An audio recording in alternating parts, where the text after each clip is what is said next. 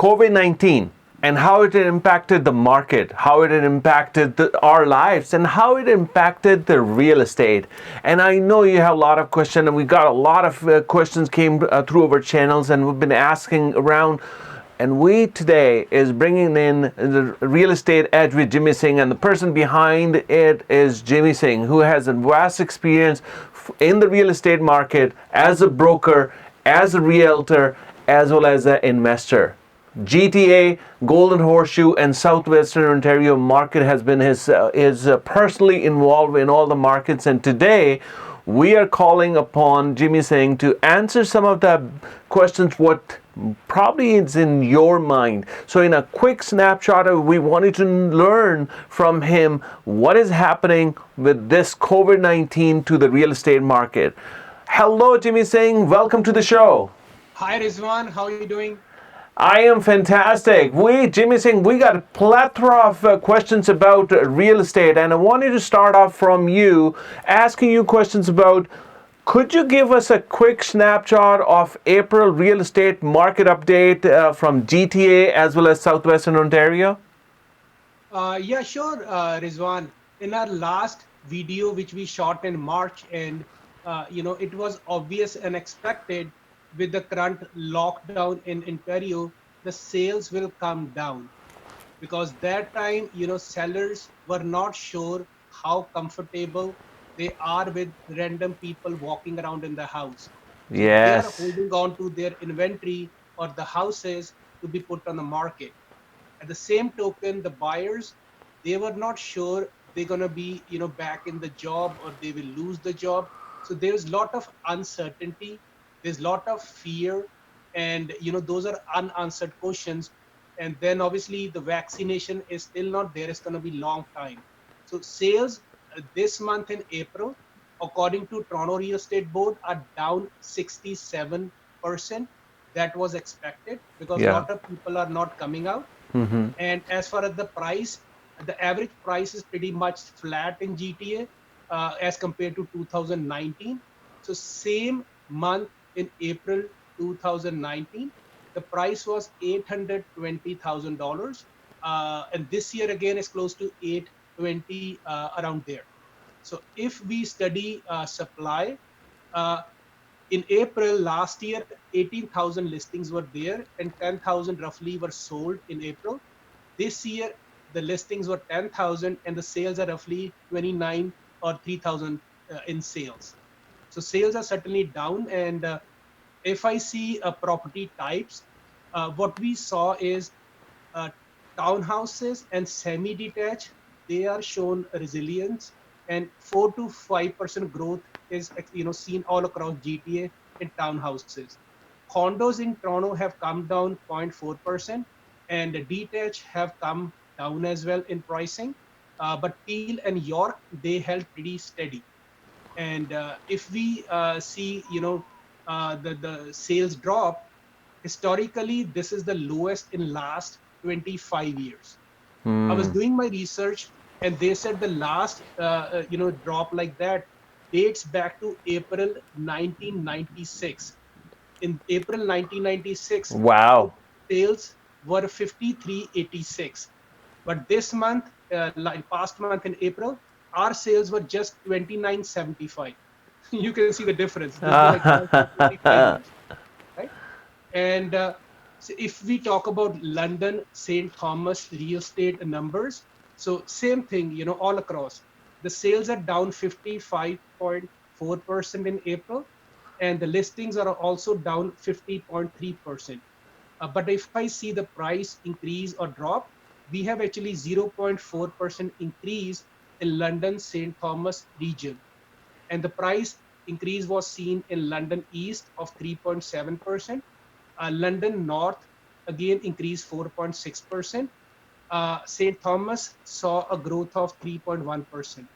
Just remember, I'm talking average, price in London is still 423.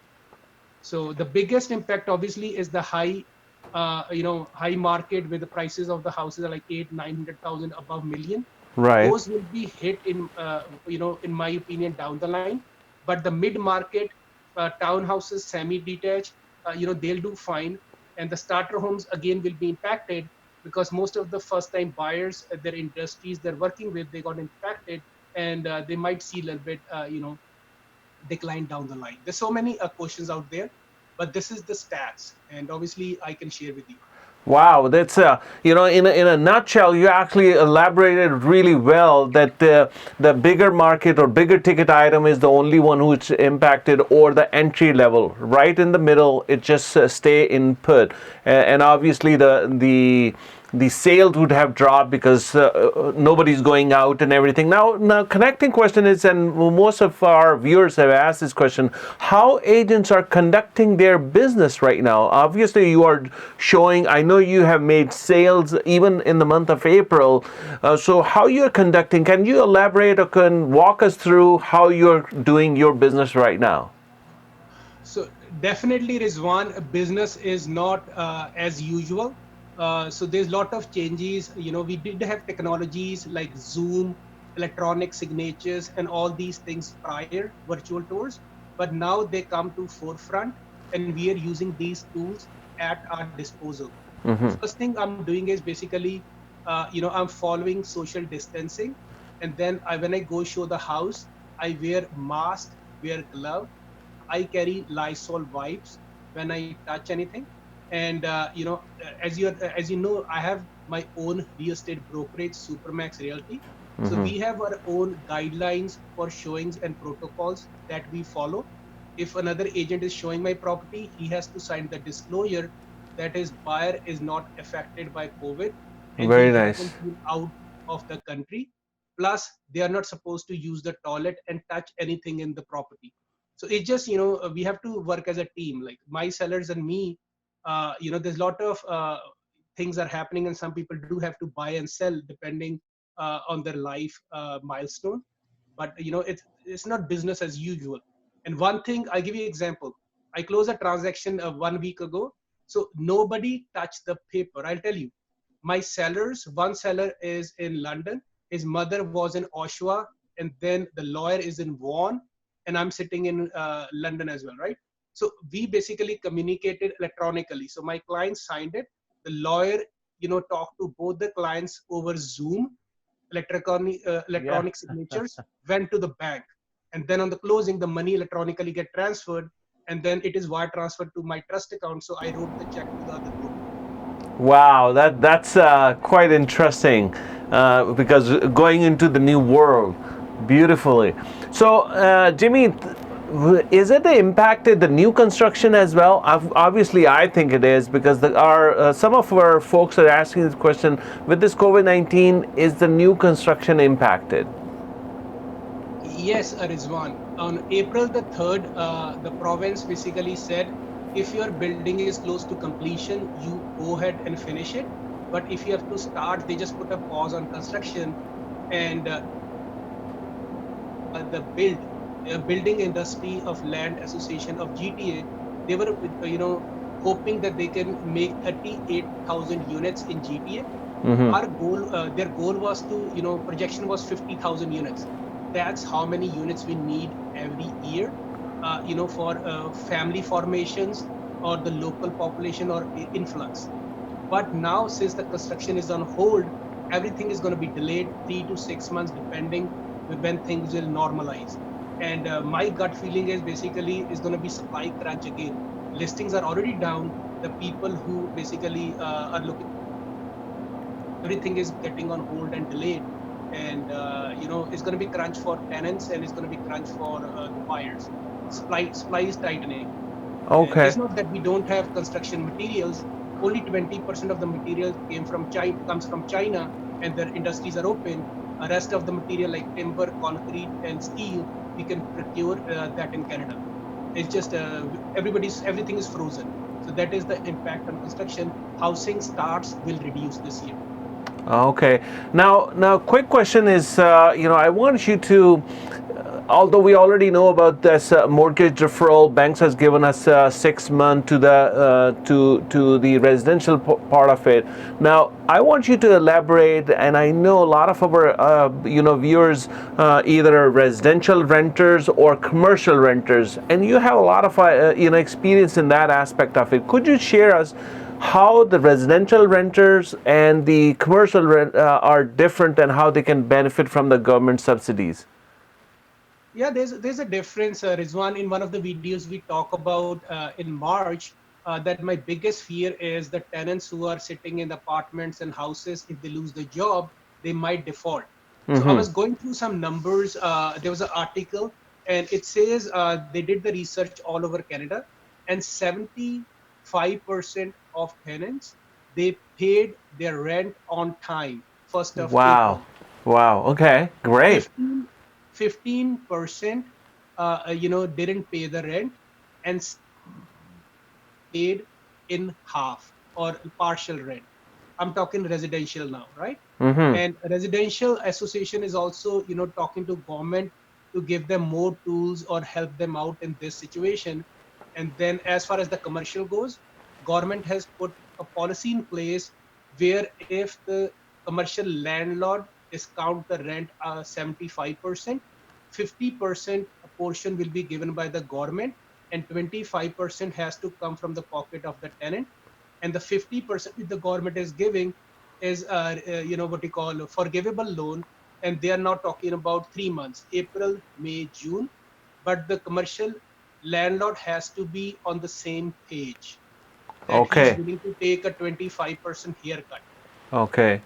And the other thing, basically, for small business qualification, your monthly rent has to be less than 50,000, and 70% of your income have come down since the COVID lockdown. So there's a bunch of criterias, and obviously we are, I'm watching news every day and then keeping guys posted. But again, commercial is a different ball game altogether, and especially for restaurant owners, small businesses who have spend money putting improvements, spending 100,000, 50,000, 200,000 in the unit.